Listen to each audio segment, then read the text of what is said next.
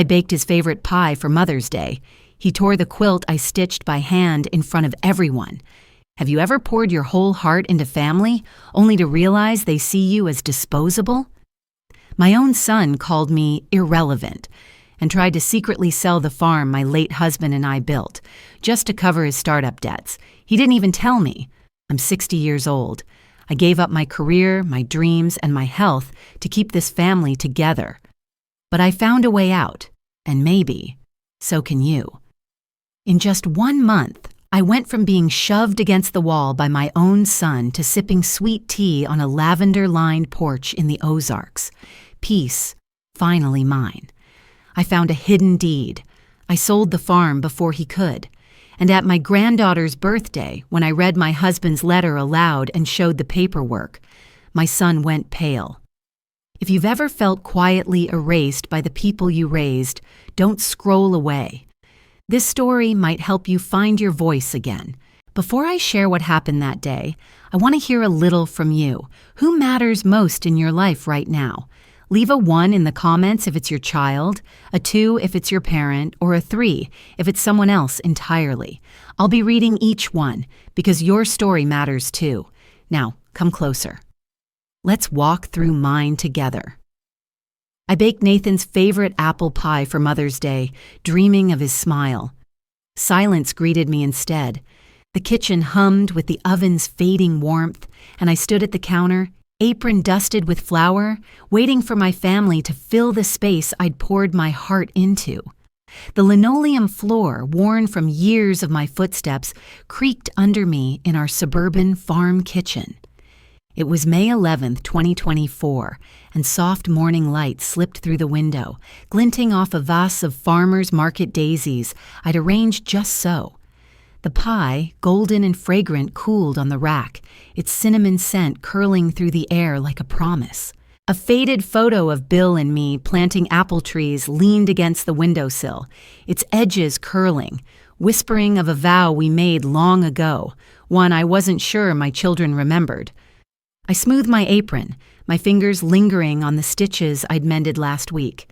At 60, I'd given up my teaching career to raise Nathan, stayed up nights with Sophie during Bill's illness, and kept this farm alive after he passed. Widowed, I'd learned to fix fences and pay taxes alone, all to hold our family together. Today I hoped for a moment of closeness, a flicker of the laughter we once shared. The gravel crunched outside and my heart lifted. They're here. I straightened the daisies, checked the coffee pot, and opened the door. Nathan, 35 and broad-shouldered, stepped out of his truck, eyes glued to his phone.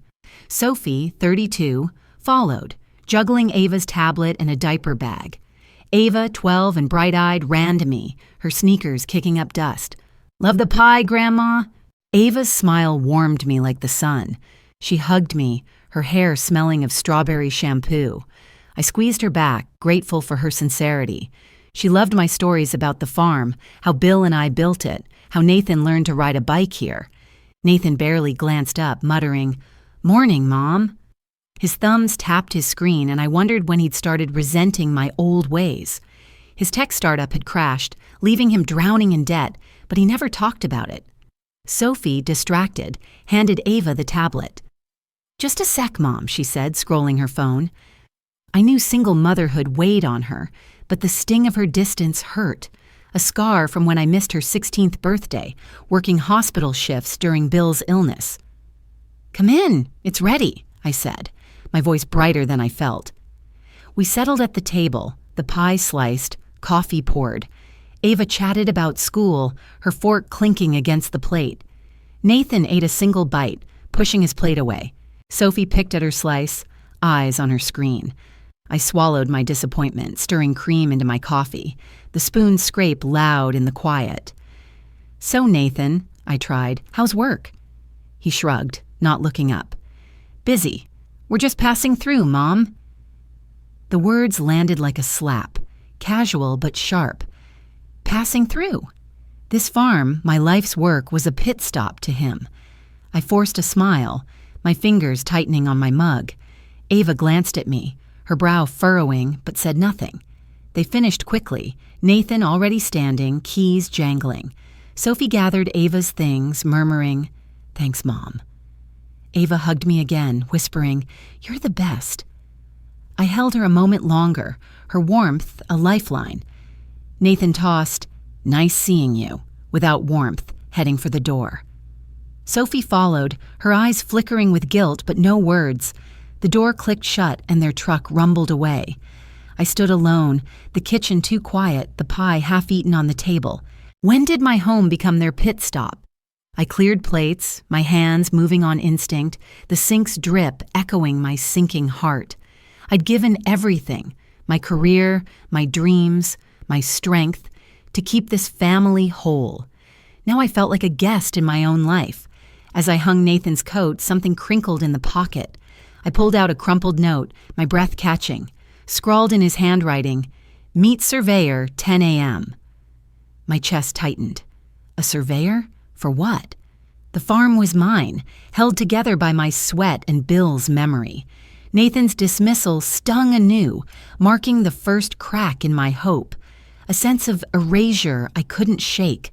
I sank into a chair, the note trembling in my hand. Nathan's distraction wasn't just stress. It hinted at something bigger, a greed I didn't recognize. Sophie's silence carried her own weight, a rift from years ago I hadn't mended. Ava's love was my anchor, but even that felt fragile against their rush to leave. Family isn't just love, I thought. It's seeing each other. Had they stopped seeing me? The daisies drooped slightly, their petals soft but fading. I touched the photo of Bill, his smile steady.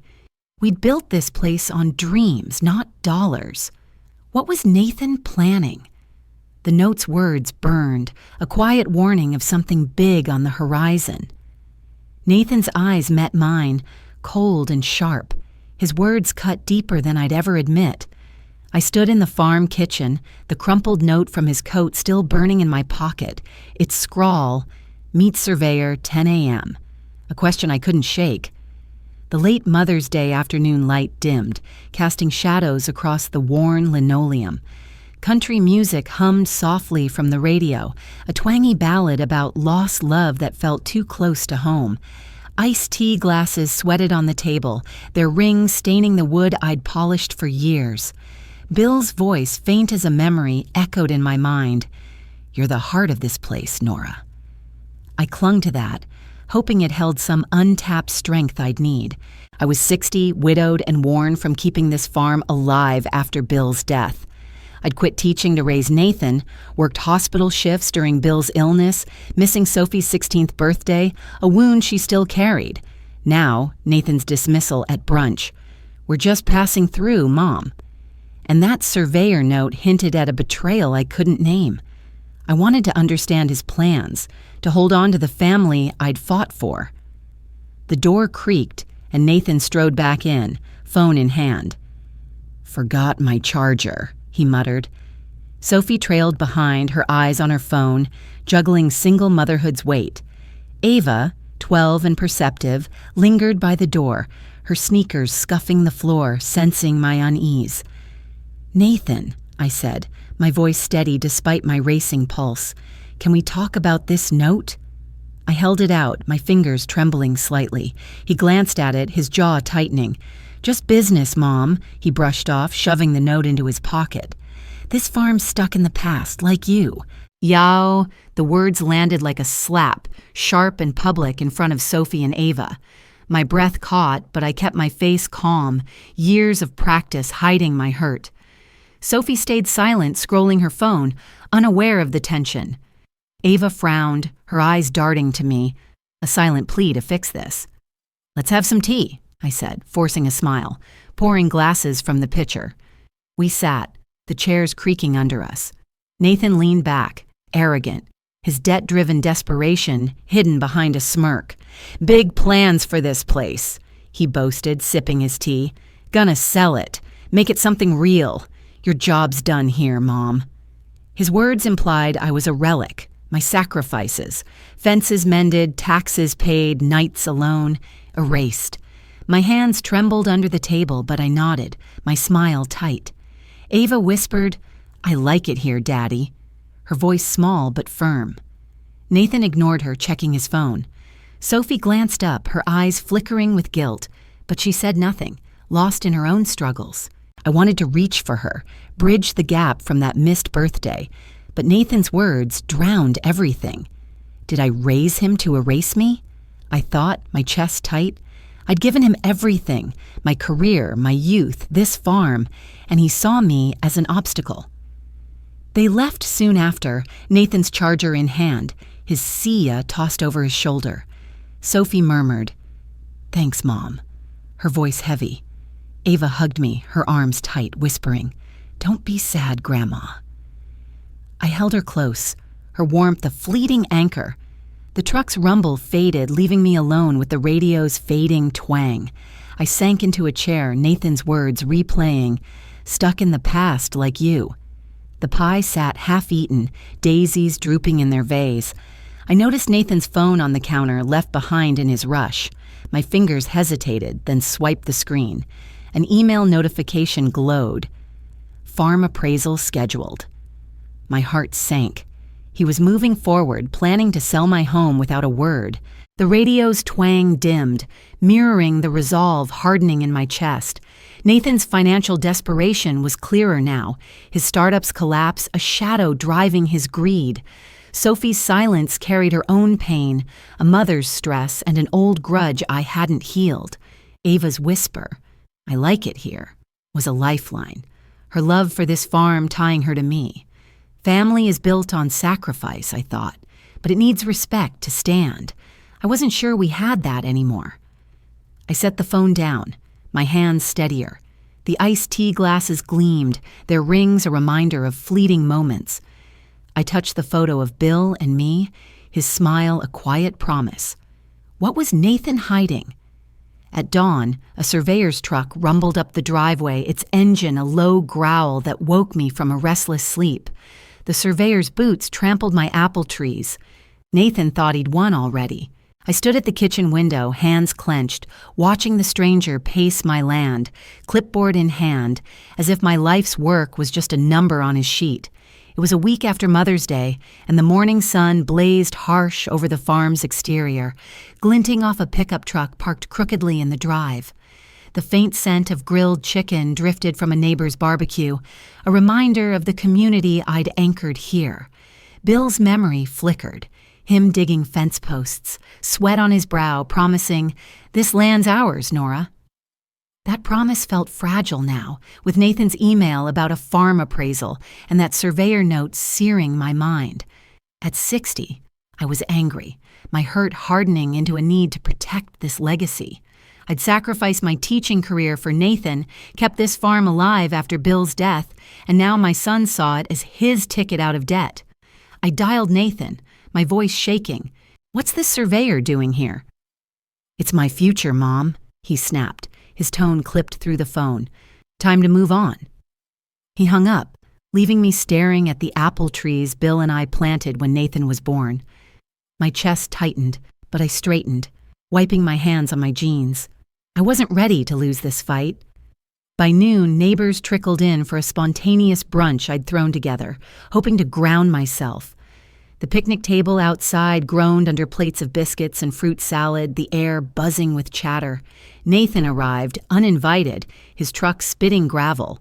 Linda Carter, my 60-year-old best friend, pulled up behind him, her red scarf bright as her wit. She'd rebuilt her life after her son cut contact post-divorce, and her strength was a beacon for me. "Looks like a party," Nathan said, striding over, his smile forced. He grabbed a biscuit, leaning against the table like he owned it. I caught his eye, my voice low. "Why didn't you tell me about the surveyor?" His smirk faded, replaced by a defensive scowl. "Have you ever been silenced by someone you raised? In front of neighbors? In front of your grandchild? If you've ever been made to feel small in your own home, drop a 5 in the comments, because what he said next cut deeper than I was ready for." In front of the neighbors, he gripped my arm tightly, his voice a snarl. "You're irrelevant now, Mom. This farm's mine to fix." The words sliced, his fingers bruising my skin, denying every fence I'd mended, every tax bill I'd paid alone. Gasps rippled through the crowd, forks clinking to a halt. My face burned, but I stood still, years of swallowing hurt keeping me steady. Linda stepped forward, her eyes flashing. "Nathan's got some nerve, Nora. Don't let him roll you over." I pulled my arm free, my pulse pounding. Linda's quip broke the silence, neighbors murmuring, their pity stinging almost as much as Nathan's grip. He stormed to his truck, leaving dust in his wake. Linda hugged me, whispering, "Check Bill's papers, hun. You're stronger than this." Her own triumph over estrangement fueled her words, and I clung to them, my anger flaring bright. The brunch dwindled, neighbors offering awkward goodbyes. Alone, I climbed to the attic, the ladder creaking under my weight. Dust swirled in the dim light, like my churning thoughts. I rummaged through boxes, my fingers brushing old photos, until I found a locked diary. Bill's, its leather cracked. My breath caught. A hidden truth? I tugged at the lock, but it held fast. How long have I let him walk over me? I wondered, my resolve hardening. Nathan's public act screamed desperation, his debt driving him to claim what wasn't his. Linda's encouragement echoed, her story of reclaiming her life a mirror to my own. This farm wasn't just land, it was my sacrifice, my love. I sat back, the diary heavy in my lap. Nathan's greed was unraveling, but I needed answers. The attic's silence pressed in, broken only by a distant bird call. Family holds together through trust, I thought, but trust needs truth. I vowed to find the key, to unlock whatever Bill had left behind. The diary wouldn't open, but I clutched it, my fingers tracing its lock. Downstairs, the kitchen clock ticked, steady as my pulse. I didn't know what Nathan was planning next, but I'd be ready. Linda called me a warrior, her words planting a spark. I wasn't sure I could ignite it. I sat in the farm's living room, the locked diary from the attic heavy in my lap, its secrets sealed tight after Nathan's bruising grip and his snarl, "You're irrelevant now!" The late afternoon light glowed golden through the windows, warming the coffee shop mugs cluttering the table. Outside, the porch swing creaked in the breeze, a steady rhythm that felt like my own unsteady heart. A memory flickered. Bill tucking papers into a folder, his hands careful, as if hiding something meant just for me. That diary with its stubborn lock whispered of truths I needed to uncover. At 60, I was questioning everything, my anger at Nathan's betrayal pushing me toward defiance. I'd sacrificed my teaching career for him and Sophie, kept this farm alive after Bill's death, and now Nathan's mockery and that surveyor's boots threatened it all. I wanted to protect this legacy, to find my voice again. The screen door squeaked, and Linda Carter stepped in, her red scarf bright against her gray hair. At 60, she was my rock, her wit sharpened by a life rebuilt after her son cut contact post-divorce. "Brought you some scones," she said, setting a bag on the table, her eyes scanning my face. "You look like you're plotting a revolution." I managed a half smile, setting the diary aside. "Nathan mocked me at the diner, didn't he?" Linda's nod was grim. "Said you're a relic holding them back, hun. He's got no right." Her words stung, deepening the betrayal of Nathan's arm grip and his plans to sell my farm. My fingers curled into my palms, nails biting skin, but I kept my voice even. "I'm not a doormat, Linda." "Damn right," she said, sitting beside me. "I lost my son to pride, but I found myself. You can too." Her story, years of silence, then reclaiming her life, lit a fire in me. She tapped the diary. "Check Bill's papers. There's something there, I bet." Her triumph over estrangement fueled her push, and I felt my anger shift, hardening into resolve. The doorbell chimed and Ava bounded in, her 12-year-old energy filling the room. She clutched a drawing, her eyes bright. "I made this for you, Grandma." The sketch showed the farm's apple trees, vibrant and alive. "You make it special," she said, hugging me. Her love, rooted in our shared farm stories, warmed me. She hesitated, then added, "Dad's been yelling about money." He's stressed." Her words hinted at Nathan's debt, tearing me between pity and fury. I hugged her back, inspired by her loyalty. "You're my hero, Ava," I whispered. After Ava left, promising to visit soon, I moved to Bill's old desk, its wood scarred from years of use. Linda watched, sipping coffee. "Dig deep, warrior," she teased. I rifled through drawers, finding faded receipts and photos, my fingers trembling. Under a stack of bills, I found an email printout from Bill, dated years ago. "Talk to Nora about the loan." My breath caught. A loan? For the farm? The swing's creak outside mirrored my racing heart, urgency pulsing through me. What was Bill hiding from us all? I wondered, the email shaking in my hand. Nathan's mockery at the diner, his desperate greed, painted a clearer picture. His startup's collapse had driven him to claim my home. Linda's story of resilience echoed, her estrangement a mirror to my fight. Ava's drawing, taped to the desk, reminded me of my impact, her loyalty a generational bond I wouldn't let Nathan break. Love builds a home, I thought, but secrets can tear it down. I needed to know Bill's truth. My fingers brushed something rough under the desk's edge, a small key, taped fast. I tugged it free, my pulse spiking. Would it fit the diary's lock? The golden light faded, shadows stretching across the room, but my resolve burned bright. Nathan's plans were moving, and I had to move faster. I stitched my soul into that quilt for Ava. They tossed it aside like it was nothing. The farm dining room buzzed with Ava's birthday party, but Nathan's sneer and the weight of that locked diary in my mind made the festive air feel like a trap. Early evening light filtered through the windows, casting shadows over the table where homemade lemonade glistened in a pitcher.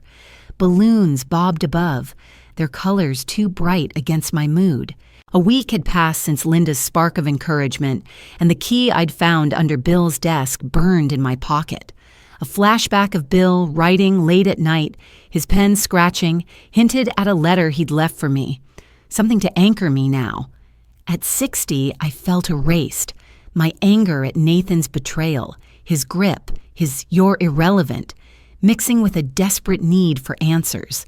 I'd sacrificed everything for this farm, for my family, and Nathan's mockery at the diner still stung. I wanted to protect Ava's love for this place, to reclaim my worth. The dining room hummed with neighbors and cousins, their chatter a dull roar. I smoothed my skirt, hands trembling, and carried the quilt to Ava. Its patches, Bill's flannel shirt, Nathan's baby blanket, Sophie's old dress, held our history. "Happy birthday, sweetheart," I said, my voice soft. Ava's eyes lit up, her 12-year-old face glowing. "It's beautiful, Grandma." She hugged me tightly, her warmth a lifeline. Nathan, leaning against the wall, scoffed. "Ava's into apps, not your old junk, Mom." His words, loud enough for guests to hear, cut deep, a public humiliation that silenced the room. My cheeks burned, but I kept my smile, years of practice hiding my pain. Sophie, standing nearby, thanked me distractedly, her eyes on her phone, juggling motherhood's weight. Her hesitation flickered, a sign she saw my hurt, but she stayed quiet, her old resentment from my absence at her 16th birthday still raw. Linda, sipping lemonade, caught my eye and whispered, "Don't let him dim you, Nora." Her quiet support steadied me. I nodded, clutching the quilt, and retreated to the kitchen to compose myself. My hands shook as I poured lemonade, the pitcher's clink loud in my ears. Was I ever their mother, or just their caretaker? I wondered, my heart heavy. Nathan's dismissal, his urgency to sell the farm, screamed of his startup's debt. Sophie's silence hinted at her growing remorse, her struggles as a single mom softening her grudge. Ava's hug, her love for my stories, was my strength, a bond I wouldn't let break. I slipped upstairs to the attic, the party's noise fading. The ladder creaked and dust swirled in the dim light, my thoughts churning. I pulled the diary from its box, the key from my pocket. My fingers fumbled, then clicked. The lock sprang open. Inside, a note in Bill's handwriting. Letter for Nora, with deed in fireproof folder. My breath caught, hope surging through my anger. A letter. The deed. Balloons popped downstairs, their sharp bursts echoing my shock. The attic silence wrapped around me, broken by a distant laugh from the party. Nathan's greed, Sophie's hesitation, Ava's loyalty. They all pointed to a truth I'd missed. Linda's encouragement, her own triumph over estrangement, pushed me forward. Love stitches a family together, I thought, but truth keeps it whole. I needed that letter, that deed, to fight for my place. I scanned the attic, my eyes landing on a fireproof folder tucked behind boxes. My pulse raced, but I froze, the diary still open in my hands. What would Bill's words reveal? The note's promise was a lifeline, pulling me from the pain of Nathan's scorn. Bill's letter was my anchor. It pulled me from the shadows. I knelt in the farm's attic, the fireproof folder in my hands, its weight promising answers after Nathan's scorn and Ava's quilt-torn birthday. Late night cloaked the attic, dusty mason jars glinting in the faint glow of a single bulb. Fireflies flickered outside the small window, their dance a quiet pulse against the stillness. A week had passed since I'd unlocked Bill's diary, its note, letter for Nora with deed, spurring me here. The letter's mention of a loan hinted at a deeper secret, one I hoped would free me from Nathan's grip. At 60, I was done being a victim, my anger at Nathan's, "You're irrelevant," and his quilt-ripping rage forging a resolve to reclaim my worth. I'd given up teaching for my children, kept this farm alive after Bill's death, and now I needed to protect it from Nathan's debt-driven greed. The attic's dust stung my eyes, but I was ready to face whatever Bill had left me. I opened the folder, my fingers trembling. Dust caught in my throat as I pulled out the deed. My name, Eleanor Harper, in bold print, and a letter, Bill's handwriting steady despite his illness. The paper crinkled, a sound that felt like breaking a seal on my past. I sank to the floor, the wood creaking, and read. "Nora," it began, "I took a loan to save the farm during the drought. Never told you, didn't want to burden you more. This place is yours, not Nathan's or Sophie's. Write your own ending, love." My eyes blurred, tears spilling. Bill, dead at 60, had dreamed this farm for us. But his secret loan, hidden to spare me, meant he'd trusted me to carry it forward. His regret for leaving me alone, his love in every word wrapped around me like a quilt. I pressed the letter to my chest, feeling his presence, my anger softening into resolve. I sat, clutching the deed, its edges sharp against my palms. Nathan's mockery at the diner, his "mom's a relic," loomed, fueling my determination. He thought this farm was his to sell, his startup's debts a claim on my life's work. Bill's letter debunked that, giving me control. How did I miss my own strength? I wondered, my breath steadying. I'd been the heart of this place, mending fences, paying taxes, raising my children. Now I'd write my own ending. Fireflies danced outside, their glow mirroring my flickering resolve. I planned my next move.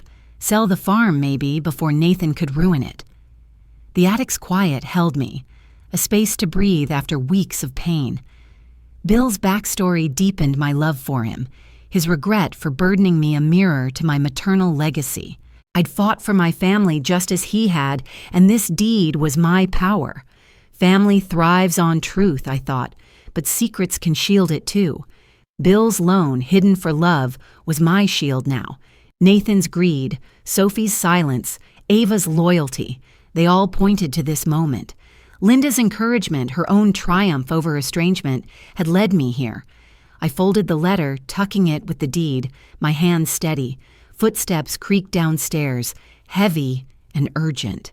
Nathan's voice called, "Mom, we need to talk."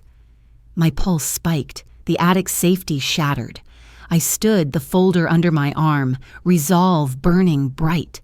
Whatever he wanted, I was no longer the mother he could dismiss. Nathan tore my quilt apart, his rage ripping through my heart. I wasn't backing down anymore.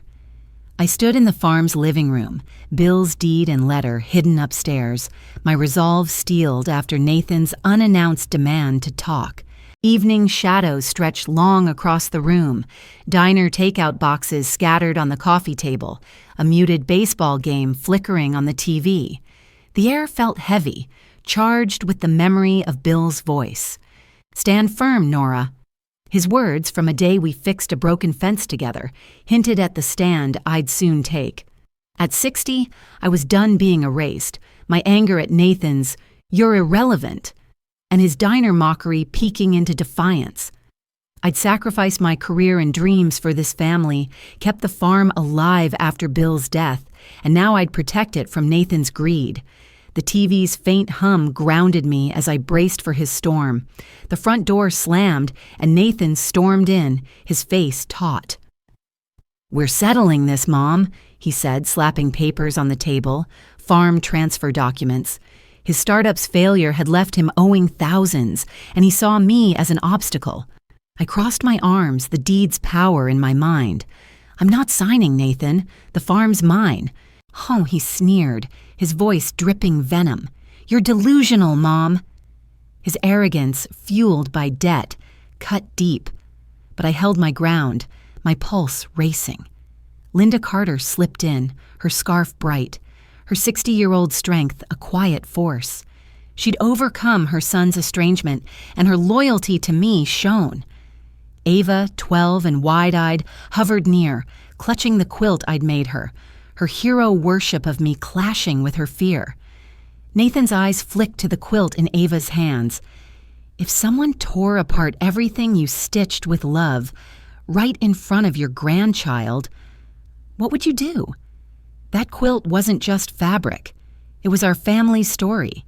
If your heart clenched reading that, drop a 6 in the comments, because what came next still makes my hands shake. "What's that junk doing here?" he snapped, yanking it from her. "This is useless," he shouted, tearing it apart, patches of Bill's shirt and Sophie's dress fluttering to the floor. He shoved me hard, my back hitting the wall, pain flaring. The room spun, Linda's gasp sharp, Ava's cry piercing. "Enough, Nathan!" Linda barked, stepping between us. Ava ran to me, sobbing, her arms tight around my waist. Nathan's destruction and shove in front of them humiliated me, a public wound that fueled my resolve. I steadied myself, stroking Ava's hair, my voice calm despite the ache. "It's okay, sweetheart." Linda's eyes blazed, her hand on my shoulder. Nathan paced, unapologetic, his desperation raw. I knelt, gathering quilt scraps, and felt a paper in Ava's pocket, a drawing of the farm with a note, "Dad's selling the trees." My breath caught.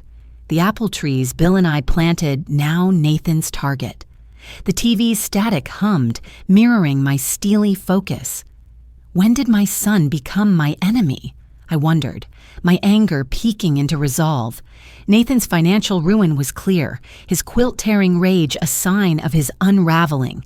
Ava's distress, her tears soaking my shirt, deepened her loyalty, her love for me a lifeline. Linda's snap, her own triumph over family loss, reinforced her as my ally. I stood, the drawing in my hand, defiance burning.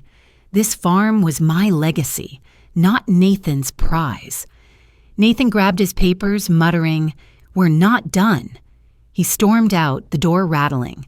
I hugged Ava, whispering, "You're my strength." Linda squeezed my hand, her eyes fierce. "You've got this, warrior." The living room felt quieter, the baseball game's drone a faint pulse. Family fights for each other, I thought, but not like this. I needed to act before Nathan did. As I tucked Ava's drawing away, I overheard Nathan on the phone outside, his voice low. "Set up the buyer meeting, quick." My heart sank, but my resolve held firm. The farm wasn't his to sell, and I'd prove it. I signed the papers to sell my farm, not to escape, but to reclaim my life. Nathan had no idea. I stood in the farm kitchen, Bill's deed and letter fueling my resolve, the sting of Nathan's quilt-tearing shove still raw. Midday sun streamed through the window, warming the worn linoleum where I'd spent years cooking for my family. A week had passed since Ava's drawing revealed Nathan's plan to sell the apple trees, a memory of Bill planting lavender with me, his hands gentle in the soil, flickered, a promise of a new beginning in the Ozarks. At 60, I was empowered, my anger at Nathan's "you're irrelevant," and his aggression forging a resolve to redefine my future. I'd sacrificed my career for Nathan and Sophie, kept this farm alive after Bill's death, and now I'd protect my self-worth. The kettle whistled, a sharp note in the quiet as I braced for Sophie's visit. The screen door creaked, and Sophie stepped in, her eyes red-rimmed. At 32, single motherhood had worn her down, but today she looked softer, remorseful. "Mom," she said, her voice breaking. "I resented you missing my 16th birthday working those hospital shifts, but I get it now. You were holding us together." Her words, heavy with regret, cracked something open in me. I hugged her, her shoulders trembling. "I'm sorry, Sophie," I whispered. "I tried my best." We sat at the table, coffee steaming, bonding over motherhood's weight. "Ava's tantrums drive me up the wall," Sophie admitted, "but you raised us alone after Dad. How'd you do it?" I smiled, stirring my coffee, the spoon clinking. Love and stubbornness. Her vow to support me, born from seeing my sacrifices, warmed me. The clock ticked, a steady reminder of time moving forward. Linda Carter arrived, her scarf bright, her 60-year-old energy fierce.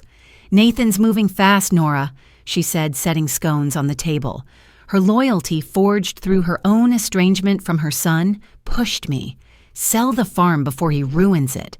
You're no victim." Her words echoed Bill's letter, "Write your own ending." And I nodded, resolve deepening. "I'm ready," I said, my voice firm. I drove to the real estate office in town, cornfields blurring past, the radio playing soft country tunes. The office was small, a U.S. flag in the window, blueberry muffins on the desk. The agent, a kind woman named Ruth, spread out papers. "A couple from Ohio wants it," she said. "They'll keep the apple trees." My heart lifted. Bill's trees, our legacy, would stand. I signed, selling the farm for $212,000, my hand steady. The pen's scratch felt like freedom, a quiet triumph. I'd locked in my independence, outpacing Nathan's greed. Back home, the kitchen smelled of coffee and scones, but tension crackled as Nathan barged in, his face flushed. "You're stalling, Mom," he yelled, papers in hand. He pushed me aside, his hand rough on my shoulder, shouting, "Get out of my way," in front of Sophie. The shove, dismissing me as irrelevant, burned, but I stood tall, my resolve unshaken. Sophie's gasp was sharp, her eyes wide. Nathan stormed to the counter, oblivious, dialing his phone. Sophie slipped to my side, her hand on mine.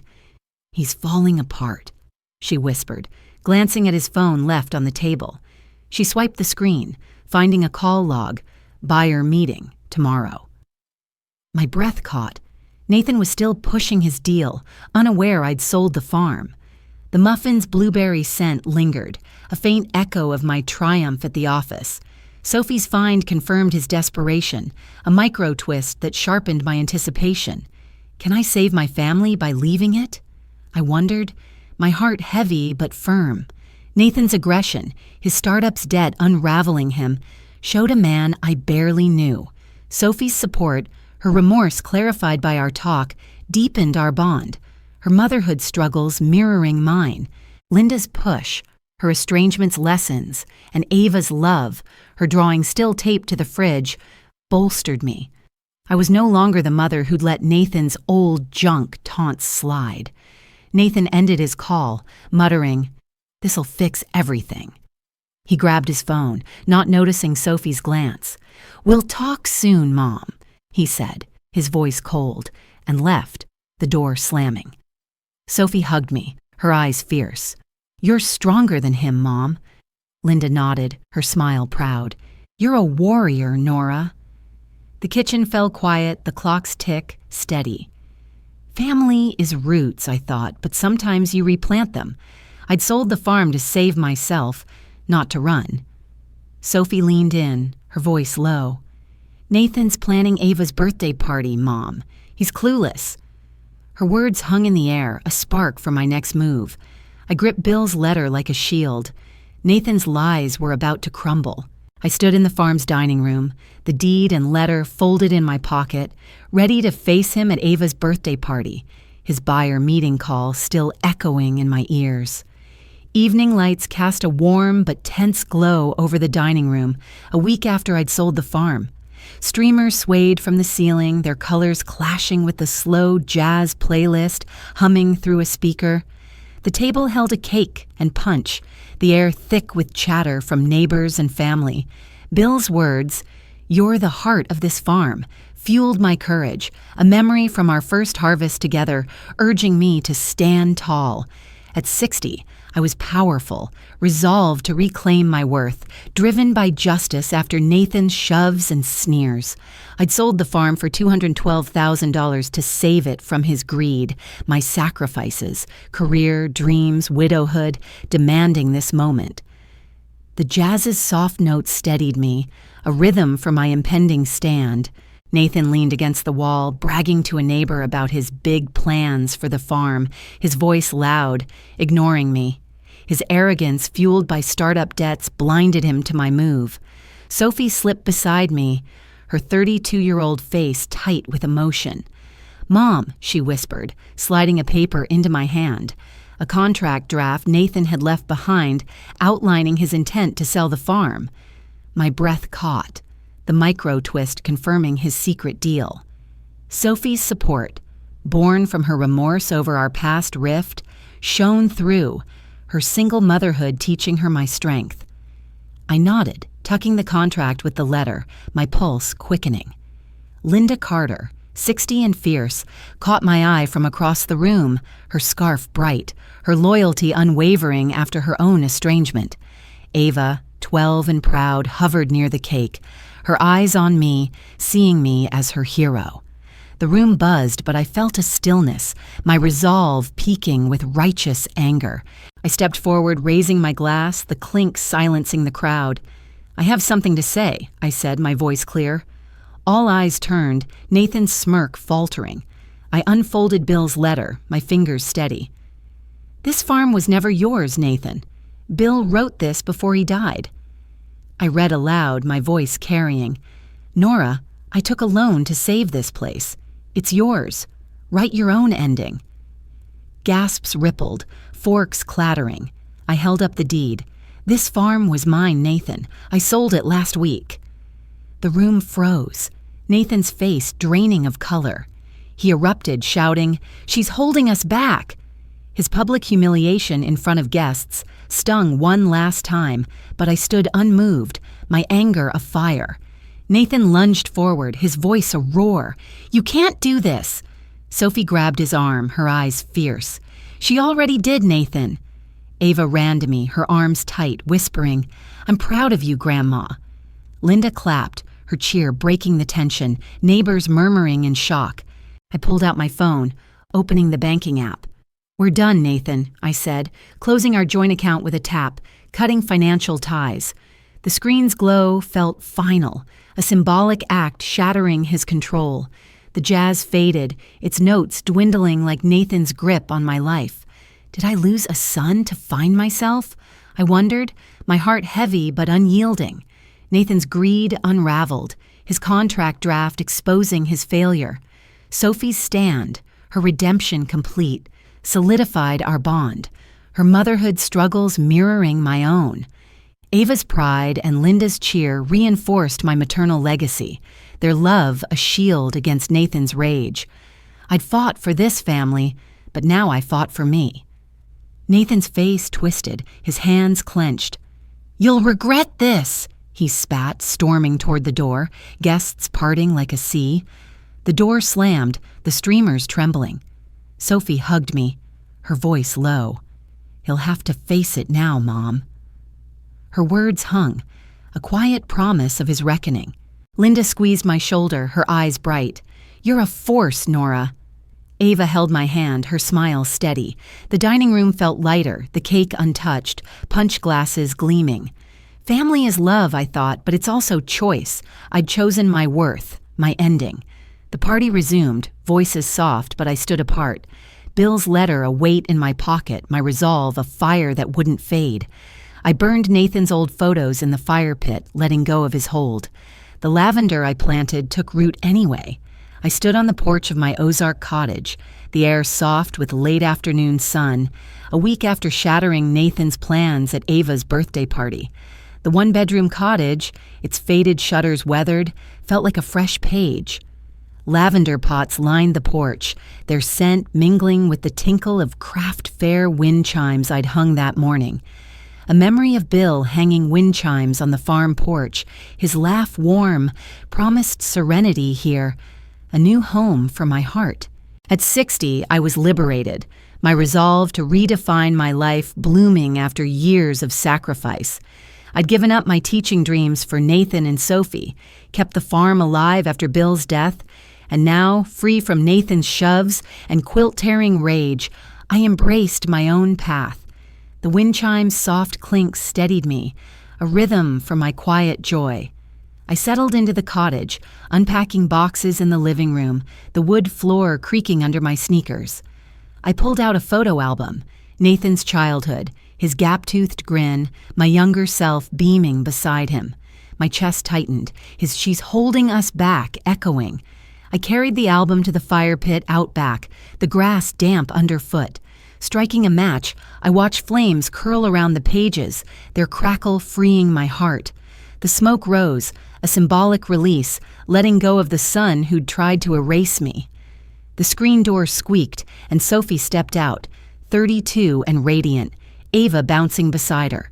Sophie's single motherhood had taught her my resilience, her remorse over our past rift, now a bond.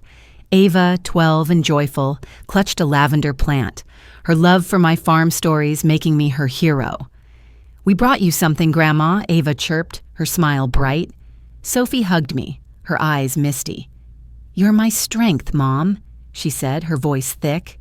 We knelt by the porch, digging a hole for the lavender, dirt smudging my nails.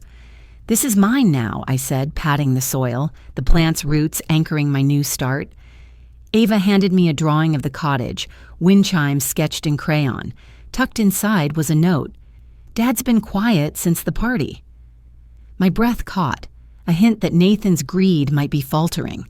Sophie squeezed my hand, her support grounding me, Ava's loyalty aglow in my chest. Inside, we sipped tea, the cottage cozy with unpacked quilts draped over chairs. I pulled out paper and a pen, writing to Nathan. "I'm not disappearing. I'm becoming. This is my ending, not yours."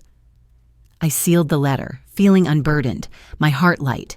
The wind chimes sang outside, their notes echoing my peace, a transition to this new chapter. Can you let go without hating? I wondered, the letter resting on the table. Nathan's actions, his shove, his quilt destruction lingered, but I'd chosen freedom over bitterness. Sophie's visit, her backstory of learning from my sacrifices, deepened our reconciliation. Ava's drawing, her note hinting at Nathan's shift, reinforced my maternal legacy, her love a bridge across generations. Linda's encouragement, though absent, echoed in my resolve, her estrangement a parallel to my journey. Family is what you nurture, I thought, and I'd nurtured myself here. The tea cooled, steam curling lazily. Sophie shared stories of Ava's school, Ava giggling over a classmate's prank. Their laughter filled the cottage, a sound I'd missed. I tucked Ava's drawing beside the letter, its crayon lines a promise of hope. The lavender outside stood tall, its scent drifting through the open window. Gravel crunched outside, a sharp jolt in the quiet. I froze, peering through the shutters. Nathan's truck pulled up, its engine growling low. My pulse quickened, but my hands were steady, the wind chime's song a reminder of my strength. Nathan stood at my porch, expecting the old me. I was someone new now. I leaned against the railing of my Ozark cottage, the gravel crunch of his truck still echoing, my heart steady after burning his photos and planting lavender. Dusk painted the sky orange, casting a warm glow over the dusty gravel driveway. Sweet tea glasses sweated on the porch table, their clink a quiet note in the evening's hush. A week had passed since I'd faced Nathan at Ava's party, exposing his greed. Bill's words, "You have a say, Nora," echoed from a day we repaired the farm's gate, urging me to set boundaries and redefine my family. At 60, I was strong, careful, liberated, driven to protect the peace I'd carved here. I'd sacrificed my teaching dreams for my children, kept the farm alive after Bill's death, and now, free from Nathan's shoves and insults, I stood firm. The wind chimes tinkled, their craft fair melody a reminder of my independence. Nathan stepped from his truck, his 35-year-old frame tense, his eyes searching. His startup's failure had fueled his greed, but tonight he looked shaken, as if my sale of the farm had cracked his armor. "You really sold it, Mom?" he asked, stopping at the porch steps, his voice low. I nodded, my voice firm. "You assumed it was yours, Nathan. I'm careful now." He looked away, shoulders hunching, his hands stuffed in his pockets. The memory of his "she's holding us back" and his quilt-tearing rage lingered, keeping me guarded, but I held my ground, my fingers brushing the railing's worn wood. "Come sit," I said, gesturing to the chairs. I poured sweet tea, the pitcher's glug breaking the silence. Nathan sat, his gaze on the glass, steam curling from the tea. "I thought the farm was my way out," he admitted, his voice rough. "My startup's debt. It's bad, Mom." His confession, a micro twist, showed a crack in his arrogance. He was selling his truck to pay creditors. I sipped my tea, the sweetness sharp, and said, "I'm not your safety net anymore." My words, calm but final, drew a line, offering no forgiveness, only clarity. We sat in silence, the tea steaming, dusk's glow softening the air. My phone buzzed, and I stepped aside to answer. Linda Carter's voice crackled through, her 60-year-old spirit fierce. "You're a force, girl," she said, praising my stand at the party. Her loyalty, forged through her own estrangement, anchored me, her resilience a mirror to mine. "He's here, Linda," I whispered. "Hold your ground," she urged, her words a spark. I hung up, returning to Nathan, my resolve deepened. He stood, his hands fidgeting. "I didn't mean for it to go this far," he muttered, his eyes flickering with regret. I stayed silent, letting his words hang. He turned to leave, pausing at the steps, glancing back, a fleeting glimpse of the boy I'd raised. The gravel crunched under his boots, his truck's door slamming. The dusk's glow softened, like my heart, cautious hope stirring for his change. Is family what we choose? I wondered, the tea glass cool in my hand.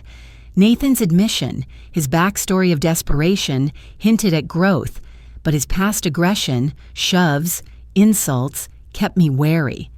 Linda's call, her estrangement's lessons, reinforced her role as my anchor, her strength paralleling my journey.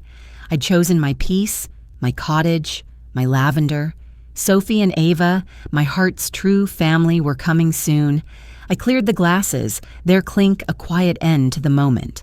The wind chimes sang, their notes weaving through the dusk. My letter to Nathan, sealed and unsent, lay inside, a promise of my becoming. Family is love, I thought, but it's also boundaries. I'd set mine, and Nathan would have to live with it. My phone pinged, Sophie's text lighting the screen. "Ava and I are coming next week. Can't wait." My heart lifted, their visit a beacon in my new life. The orange sky faded, stars peeking through, and I stood on the porch, ready for what came next. I woke to a cottage that was mine alone. The silence wasn't empty, it was freedom. I stood in my Ozark home, coffee mug warm in my hands. A week after Nathan's visit, my boundaries set firm. Morning light streamed crisp through the window, glinting off quilted coasters on the table. Outside, the community garden hummed with life, bees buzzing in the blooms. The lavender bush I'd planted with Sophie and Ava stood tall, its purple sprigs a symbol of my growth, echoing the day we set its roots in soil. At 60, I was at peace, fully liberated, driven to live for myself. I'd sacrificed my teaching dreams for my children, kept the farm alive after Bill's death, and now, free from Nathan's greed and aggression, I'd chosen my own path. The coaster's stitches, sewn from scraps of Ava's quilt, grounded me in this new life. I sipped coffee, its bitterness soft, and stepped outside, stroking the lavender bush. Its scent curled around me, a quiet joy. I reflected on my journey, Nathan's "You're irrelevant," his quilt-tearing shove, the farm's sale for $212,000. Each scar had led here, to this cottage, this freedom. Sophie's text last week, promising a visit, warmed my heart. Nathan's absence, a severance I'd chosen, was balanced by their presence, my true family. The gravel crunched, and Sophie's car pulled up. She stepped out, 32 and radiant, her single motherhood struggles eased by our bond. Ava, 12 and joyful, ran to me, her hug fierce. "You're my home, Grandma," she said, her love for my stories tying us tight. They planned monthly visits, Sophie's eyes bright. "You taught me strength, Mom," she said, her voice thick. Ava handed me a drawing, us three by the cottage, lavender in bloom. "For you," she grinned. We sat inside, tea steaming, laughter filling the air. Sophie shared Ava's school tales, her voice light. Ava's drawing, taped to the fridge, cemented our generational connection, her love reinforcing my maternal legacy. Did I find myself by letting go? I wondered, my heart full. Sophie's visits, her growth through my example, solidified our bond. Nathan's regret, hinted at by his truck sale, was his to carry, not mine. I pulled out my checkbook, writing a donation to a women's shelter. From a mother who found her way. The pen's scratch felt final, a symbolic act of giving back.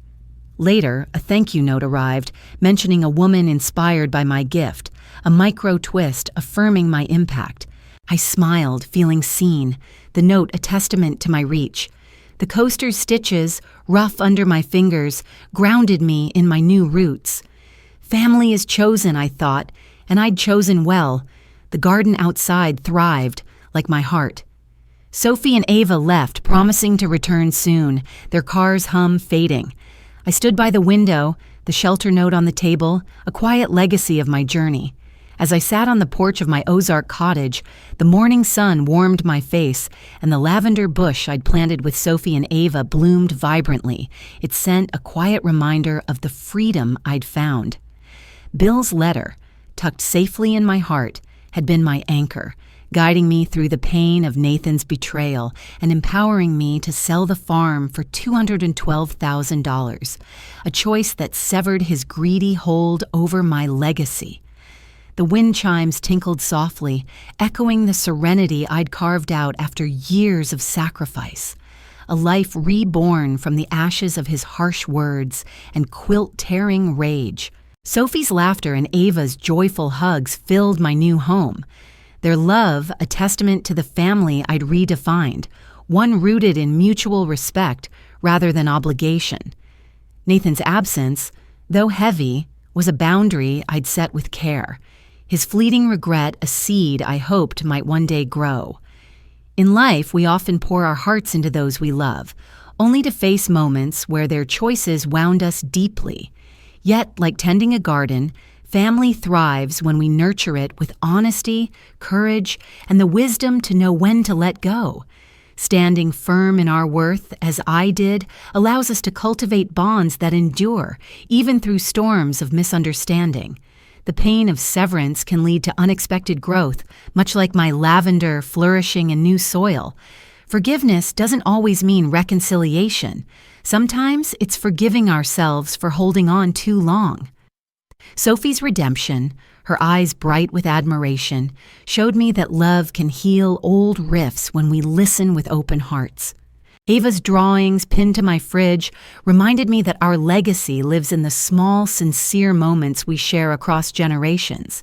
In American homes, where Sunday dinners and backyard gatherings weave our stories, we learn that family is not just blood, but choice. By choosing ourselves, we teach others to value us, a lesson I carried from the farm to this cottage.